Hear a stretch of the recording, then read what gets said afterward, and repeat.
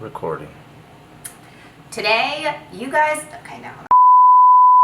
asked me to make Filipino food. So today we're gonna make chicken adobo. And yes, it's going to be vegan.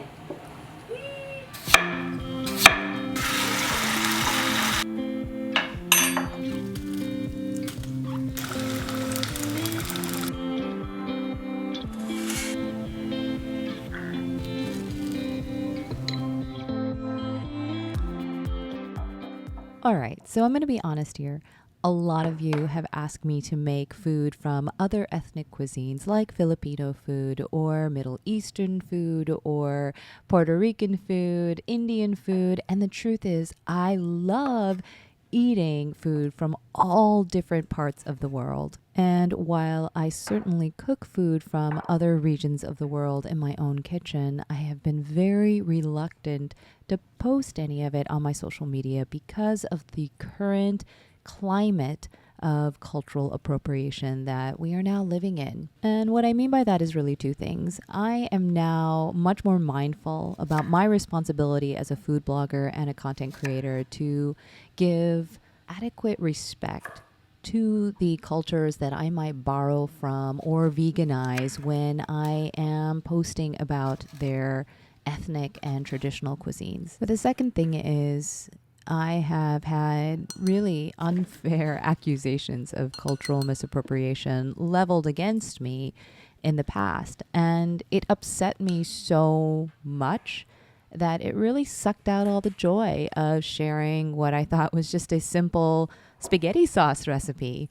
And as a result, I was like, you know what? I don't need that in my life. If, people are going to call me a cultural misappropriator because I posted, my father-in-law, who happens to be Italian, his recipe for spaghetti sauce, then I'm just not going to share it with the world. That's their loss. So notwithstanding all of that, here's the reason I wanted to share this chicken adobo recipe. A few weeks ago, one of my YouTube followers asked that I post Filipino food. And the truth is, I know nothing about Filipino cuisine.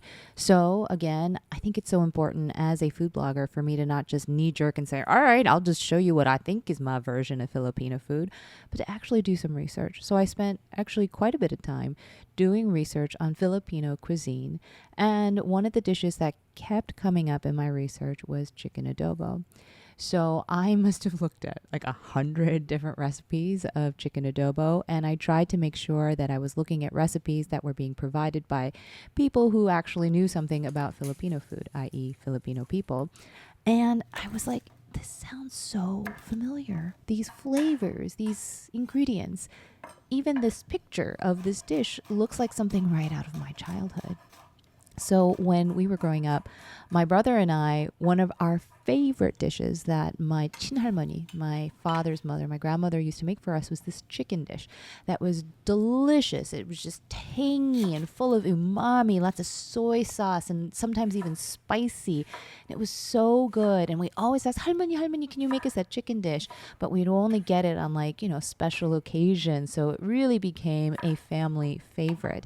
And that dish reminded me so much of these recipes of chicken adobo that I was seeing in my research. And then, of course, when I made the dish, vegan version, as you see here, and I tried it, and I was like, oh my God, this literally tastes exactly like 할머니's chicken dish. And I was like, that's so strange. Why would my North Korean grandmother be making us chicken adobo, Filipino food? So I was visiting with my mother the next day. I went over to her house to drop my dog off, Rudy. We just came back from New York City. And I asked Amma, I was like, Amma, there's this amazing chicken dish that Harmony used to make for us. And it was so good. Is it Filipino by any chance? And she says, it is. It is Filipino food. I learned that dish from Esther. Esther was my mother's best friend at the hospital when my mom worked at Swedish Government Hospital as a nurse. And Esther is Filipino. And she taught my mother how to make this chicken adobo dish. And my mom liked it so much. But more importantly, when she made it for my grandmother, my 친할머니 loved it. She just loved this dish. And so that is how my North Korean grandmother learned how to make this traditional Filipino dish that she would then make for me and my brother when we were growing up. And what I think is so incredible about this whole thing is that the only reason I even know this story about this incredible Filipino dish that my North Korean grandmother used to make for me and my brother growing up is because one of you all asked me to veganize Filipino food. And I think that is just so beautiful.